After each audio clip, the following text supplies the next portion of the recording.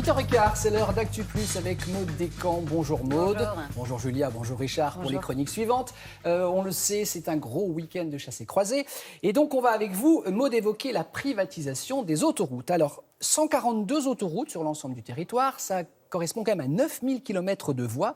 Et parmi ces 9000 km de voies, les 3/4 de ces autoroutes sont exploitées sous forme de concessions. Des concessions, exactement. Alors, pour bien comprendre comment s'est passée la privatisation de nos autoroutes et puis surtout comment elles sont exploitées aujourd'hui, il faut remonter au début des années 2000. Au début des années 2000, le Premier ministre s'appelle Lionel Jospin. 100% des autoroutes appartiennent à l'État et Lionel Jospin se dit que ce serait quand même pas mal d'ouvrir un petit peu les autoroutes à des capitaux privés, ce qu'il fait, mais l'État reste quand même majoritaire pour garder quand même la main sur les autoroutes.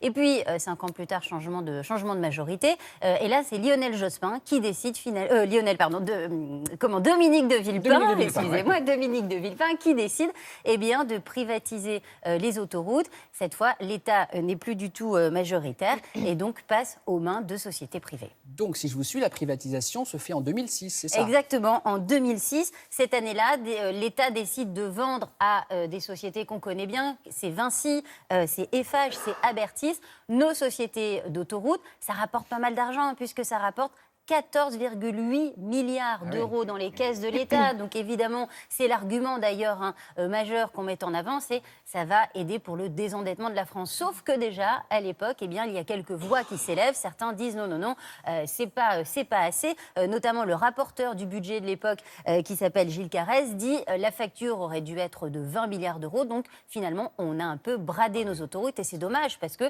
c'est quand même une poule aux œufs d'or et l'État s'est passé de cet argent. Oui, mais alors, l'État privatise, mais il s'agit de concessions, donc c'est une durée limitée quand même. Bien sûr, c'est limité dans le temps. Alors en fait, à partir de 2014, il y a une grogne qui est montée notamment chez les députés en disant qu'il fallait peut-être revoir un peu ce système de concession. Il y a un groupe de travail qui est mis en place. Malheureusement, rien ne bouge et finalement, il y a une ministre qui va un peu mettre le nez là-dedans. Elle s'appelle Ségolène Royal. À l'époque, elle est ministre de l'Environnement.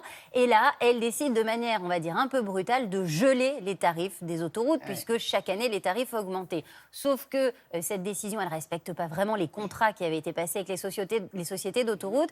Et finalement, ça va tendre les relations qui étaient déjà un petit peu compliquées entre l'État et les sociétés d'autoroutes. Il va falloir 1 an pour trouver une solution. Et cette solution, ça va être d'allonger justement la durée des concessions. Et en échange, les compagnies d'autoroutes vont s'engager à réinvestir de l'argent. Elles doivent réinvestir plus de 3 milliards d'euros sur 10 ans.